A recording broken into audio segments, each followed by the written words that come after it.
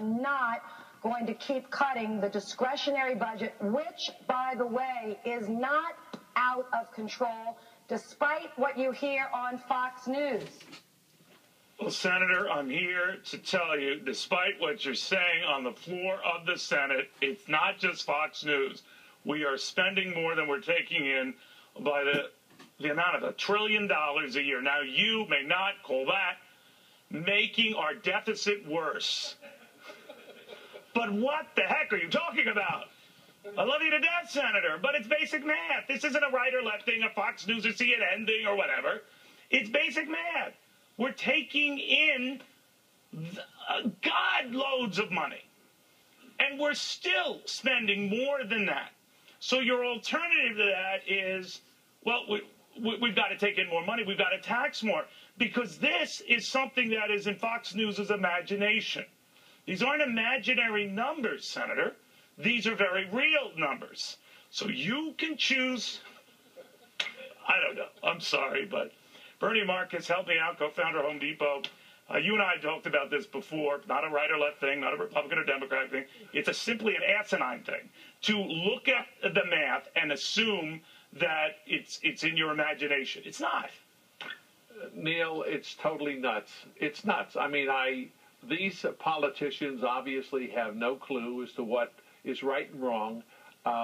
It's party line, and therefore they have to sell the party line, and they're not going to worry about future generations. But Bernie, you can stick your head under the pillow. It doesn't mean that there's still not trouble around you. What I'm worried about is when they all deny that spending is an issue and that this debt thing isn't an immediate crisis, and they merrily go on. In the case of the House, look at spending $200 billion more, in the Senate, $100 billion more, merrily going on as we walk off a cliff. I mean, what the heck?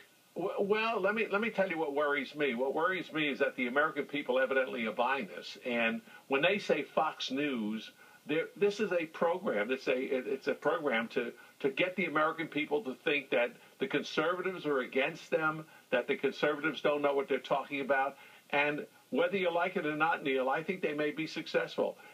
When the New York Times and NBC and CBS and all of those programs your points are well taken, Bert. I mean, there was a front-page story in the New York Times last week about how tax cuts aren't beneficial. In fact, you get more bang for the buck with tax hikes. I mean, the whole world is turned upside down. But that, to me, this speaks of an age in which we've denied basic economic principles in favor of continuing big government. And I just argue, whether it's Republicans pushing for more defense or Democrats pushing for a host of entitlements, it is a one-way street to disaster. And no one seems to be waking up to the urgency of that. I think that the American people haven't awakened, and I think that they haven't understood. Look, when January 1st came around, I spoke to a lot of business people. You know, I'm involved with Job Creators Alliance, yes. .org, and those people, small businesses should be joining that organization. And when I go around speaking to small businesses, they all tell me the same thing. When January 1st came around, and that first week of paychecks came in, and they got the benefit, this benefit of having less money in their payrolls because of the tax increase, you know who they blame, Neil? They blame the employer. Nobody blamed the administration. Well, that's right. And you're right about that. And so I really believe that the propaganda is working. And I think that this PR campaign that they have in Congress, they're going to convince the American people that spending is good for America. And don't worry about the debts. Don't worry about it. Right. And I think the American people are buying it. So, I mean, what can I tell you? Well, I should say that. I don't have a weight problem. On Pluto, I'd be svelte, so let's just move on. But I want to switch gears because I'm looking at your friends at corporate America, what they're doing with the cash they have in this environment. And while you should be impressed at face value that they're spending some of it, they're not spending it on the kind of stuff that's going to create jobs or expand plant and equipment, that sort of thing, as Jack Welch was touching on. In the case of Apple, they're just going to hike their dividend a lot and spend $170 billion doing so. But all of these companies lately that have been doing stuff like that and or buying back their stock, they're not expanding. They're sort of marshaling their forces to protect what they've got and keep what they've got.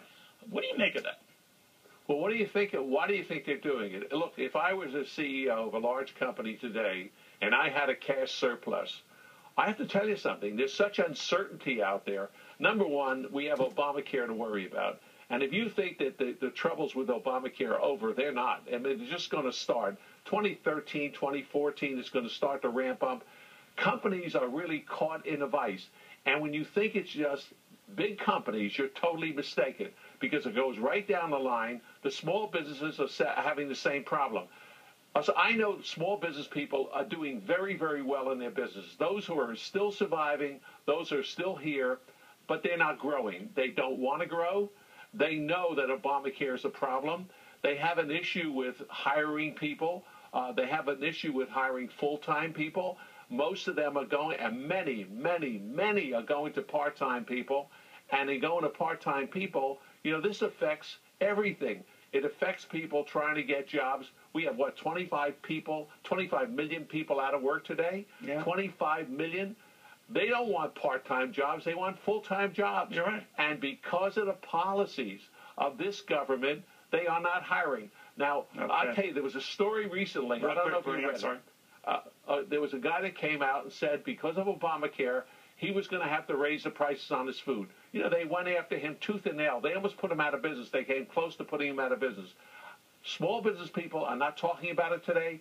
No business people are talking about it today. They are hiring part-time people.